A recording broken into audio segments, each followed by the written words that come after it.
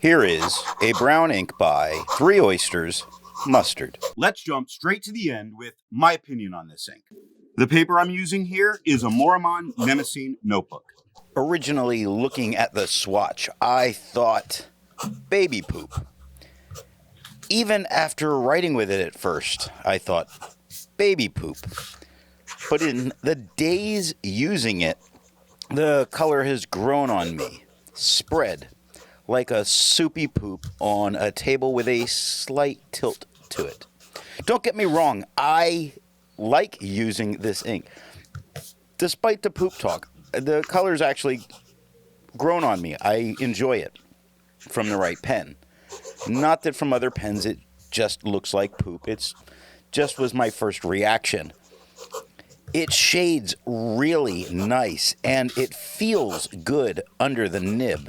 The tone variation by pen is there. It does vary by nib, but you get kind of what you would expect of it.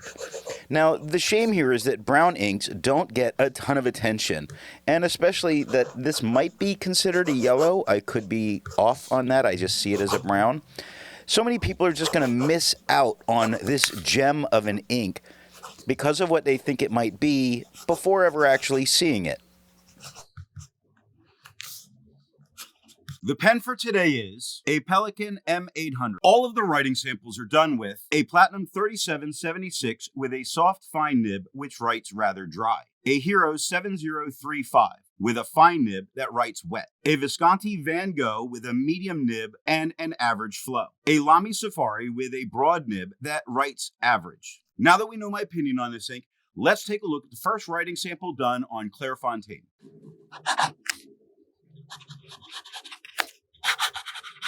Looking at the soft, fine nib, we get that kind of baby poop color. It does not feather. It does not spread. It does shade fairly well with this pretty dry pen.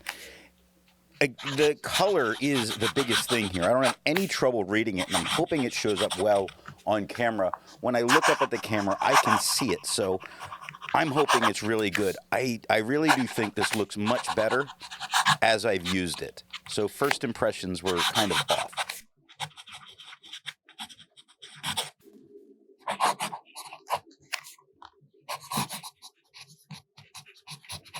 Looking at the wet fine nib, it is quite a bit darker than it was with the soft fine. It does not feather, does not spread. It shades a whole lot better than it did with the soft fine, and it shaded pretty well there. Here, it's much better. It's really bringing out the dark tones. Yes, the very beginning is darker because the pen sat for a day, and this was just the beginning of that writing. But what I'm getting as a complete tone is very much a mustard color. After a day or two of writing with it, I wrote with it. It took about a day and a half for me to see it as a mustard.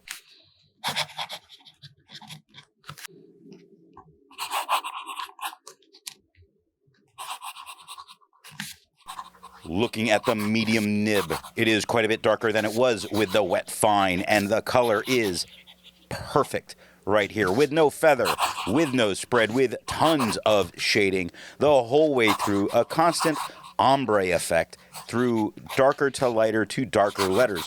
There's no spot where you don't see it transitioning from one tone to another, which is really great. It's never not in transition. Beautiful.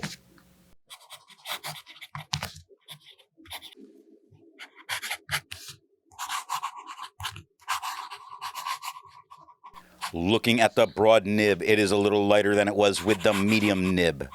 A little darker than it was with the wet fine. It does not feather, does not spread. Look, I'm looking at all of the writing together as I say all this, and it's a little off in color, but it kind of reminds me of a sunset. It is, just as it was before, constantly transitioning in color, never leaving you at one spot.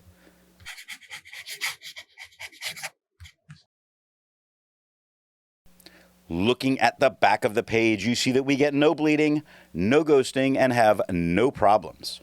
Like most inks, this one comes in a bottle. This is how the Pilot Custom 823 fits. And here is the Pelikan M1000. Here is the ink level when you can no longer fill a Lamy Safari. There's approximately 6 milliliters of ink left. The next writing sample is done in a Portage reporter's notebook.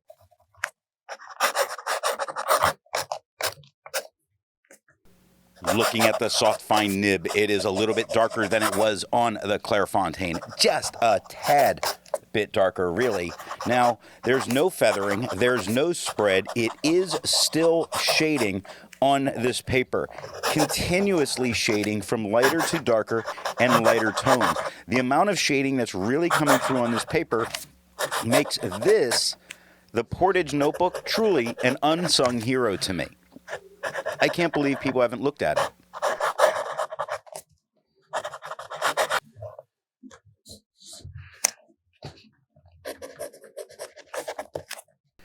Looking at the wet fine nib, it is darker than it was with the soft fine. It is a bit darker than it was on the Clairfontaine. It does not feather, does not spread. It does shade not as well as it did on the Clairfontaine, but still shading very well. The shading that's going on is much more gradual and sometimes leaving off in a spot. Like on the second line down, starts dark, works its way light. From starts dark, works its way light. And that's a fairly consistent thing throughout here.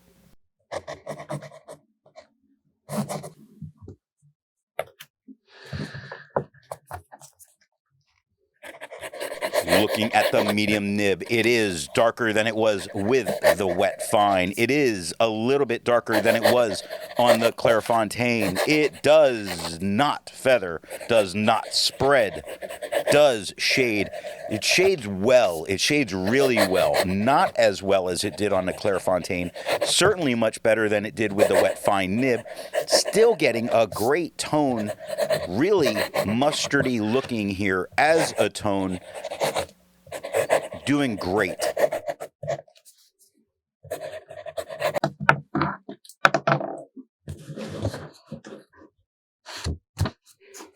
Looking at the broad nib, we get a little bit lighter than it was with the medium. Right about the same, just the same as it was on the Clairfontaine. No feathering, no spread. Such great performance for paper not made for fountain pens. Just constant joy. I love these notebooks. Portage, call me, because I want to use these notebooks constantly. Look at the performance and the amount of shading that we're getting with this ink. Choose the right inks, and this is amazing.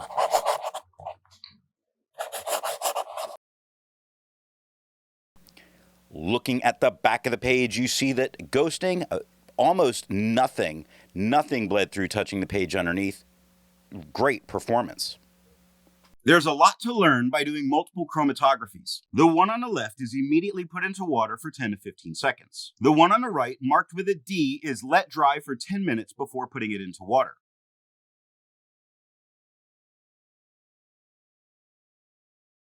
The next writing sample is done on a national brand Steno notebook.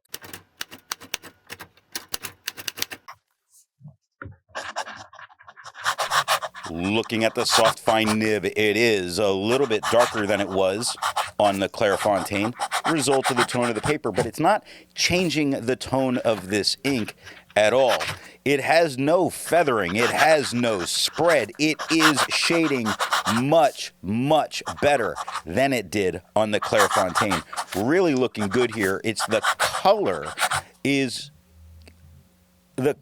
of it in its lighter tones don't make this a great match for me. I would not want to use the soft fine with this ink on this paper because it's just a little bit harder to read than the other papers.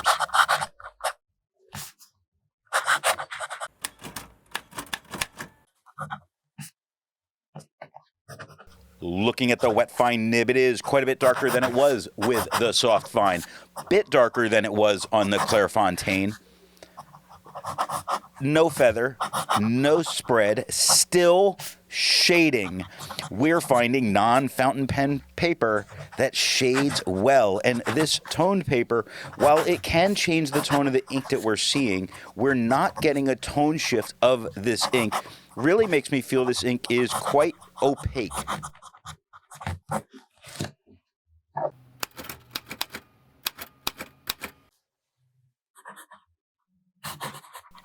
Looking at the medium nib, it is right about the same tone as the wet fine. A little bit lighter than what we got on the Clairfontaine.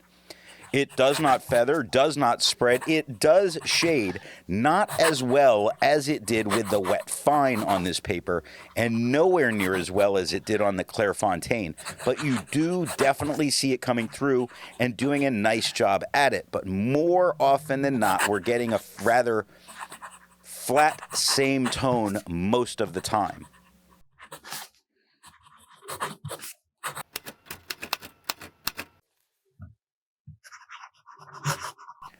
Looking at the broad nib, it is right about the same tone as the medium, bit lighter than what we get on the Clairfontaine. No feathering, no spread, some shading.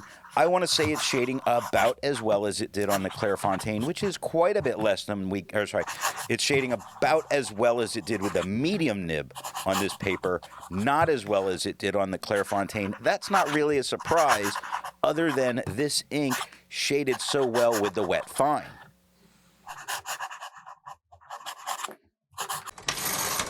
Looking at the back of the page, you see no bleeding, no ghosting. Tremendous performance. Resistance tests are done to see how this ink can be expected to perform on the page, and more importantly, how hard it may be to clean from your pen. The smear is allowed to dry for 3 days before testing it. The highlighter is on the top left, pen flush is on the top right, 1/3 bleach solution is on the bottom left, and water is on the bottom right. The next writing sample is done in a Rhodia notebook.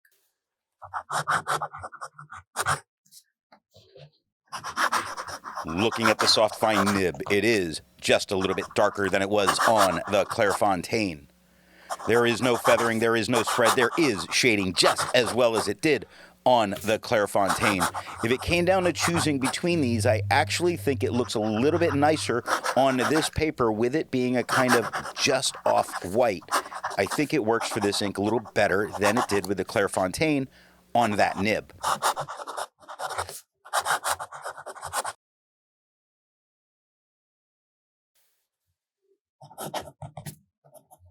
Looking at the wet fine nib, it is quite a bit darker than it was with the soft fine. It is the same tone as the Clairfontaine. It does not feather, does not spread, does shade very well, very well.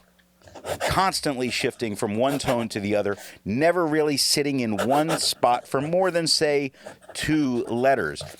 Doing a really good job. Not surprised for this paper.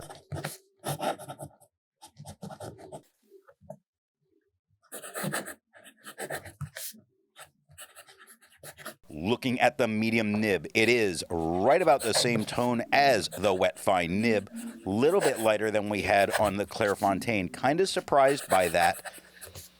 But that's just how these things work out. It's not feathering, it's not spreading, it shades as well as it did with the wet fine nib, just a little bit less than it did with the Clairfontaine. It is, while it's shading just as well, I want to say, where there we had kind of 2 letters sometimes where it would not shift in colors. Here it's always shifting, just not tremendous amounts, making bigger leaps on its total journey.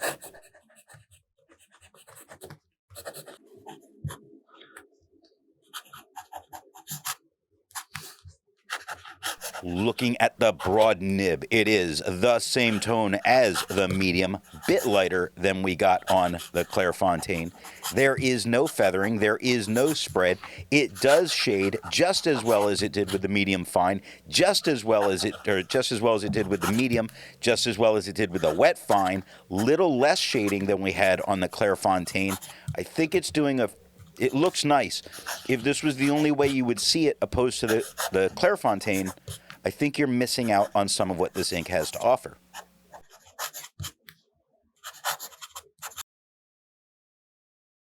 Looking at the back of the page, you see no bleeding, no ghosting, no surprises. It's doing good. With over 1,000 inks reviewed, let's take a look at some color comparables. Here is Aurora Sepia.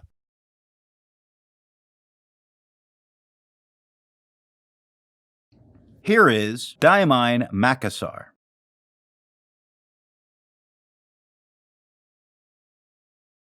Here is Rohrenklinger Sepia.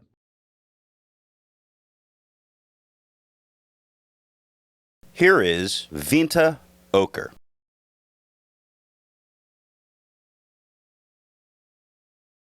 The next writing sample is done in a composition lab notebook.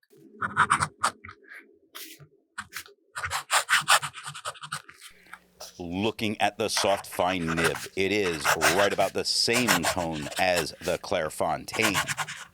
It doesn't look dulled at all. Often this paper makes something look a bit flatter, and I really don't get that in this case, but this was not a vibrant ink. It was a just beautiful color.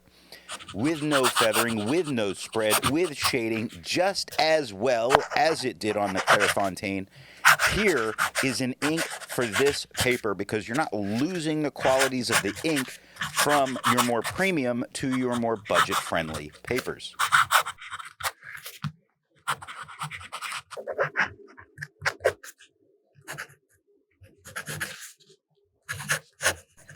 Looking at the wet fine nib, quite a bit darker than it was with the soft fine, right about the same tone as the Clairfontaine, with no feathering, with no spread, with shading just as well as it did on the Clairfontaine, really holding up in great performance. So happy with these papers. Another notebook that I tend to use a whole lot as an economy option, and this is one of the reasons why.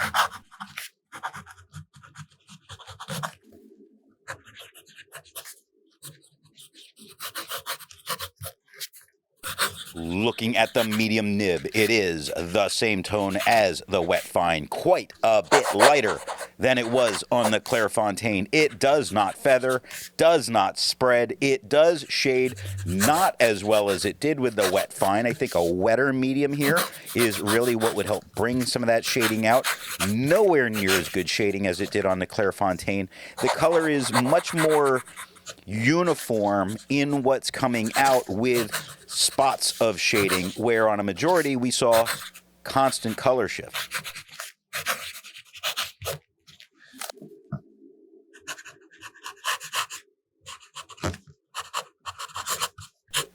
Looking at the broad nib, we get the same tone as the medium, quite a bit lighter than it was on the Clairfontaine. We have no feathering, we have no spread, we have shading as well as we saw with the medium, nowhere as good as it was on the Clairfontaine. I think it's doing very nicely. I feel like the colors shifted just a little bit from the broad. When I try to look at it, the darker tones are not the same. The lighter tones are not the same.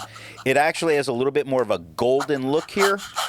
Perhaps golden mustard.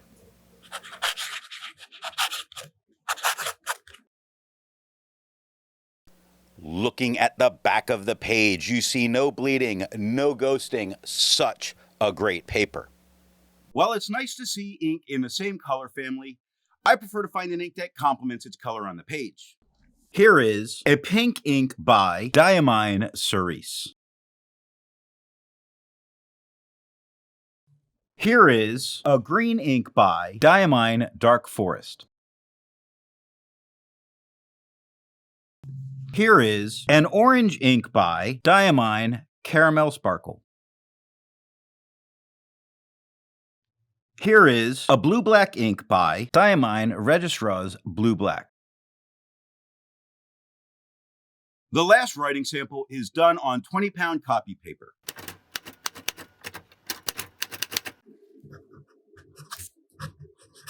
Looking at the soft fine nib, it is a bit darker than it was on the Clairfontaine. It does feather, not a surprise. It does spread, only a tiny bit. It kind of spreads from a Japanese fine to a Western fine. Very little, not much. It's not a problem for on this paper. same with the feathering. It's not a problem. It does shade, which on copy paper always makes me nervous if it manages to do it, because I worry then that it's going to be bleeding.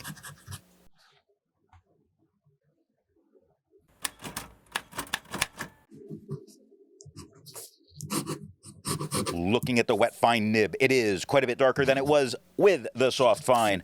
Darker than it was on the Clairfontaine. It does feather a lot. It does spread almost to a medium. It does give moments of shading. You can find a few moments there. I don't think the color we're getting on this paper is as nice. It's just how the color reads. I'm looking at them side by side, and there's not a tremendous difference. It's a slight difference. Just that little bit matters.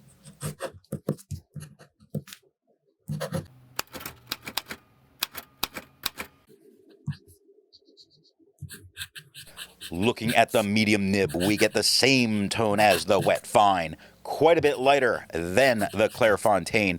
It does feather little bits. It's not feathering as much as the wet fine nib did.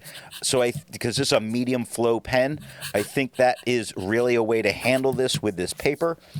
It's got a couple of moments you can call of shading, like the H in the on the first line. Not really a whole lot. Pretty uniform in tone and in its performance. Looks a bit more yellowy here.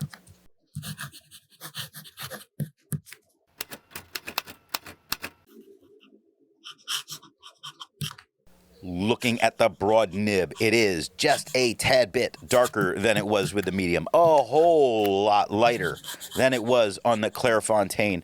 It does feather a lot, but not uncontrollably, just consistently. It's always feathering. It does spread, and again, that's fairly consistent in the amount of spread, which is a bonus when we're dealing with copy paper. It does have a couple of darker spots, so you could say it shades, but I'm not going to call it shading.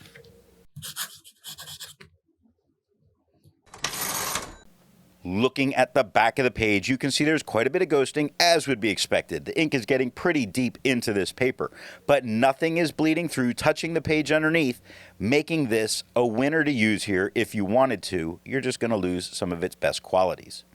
So what nib and pen do I recommend using for this ink? The paper I'm using here is yellow Rhodia paper.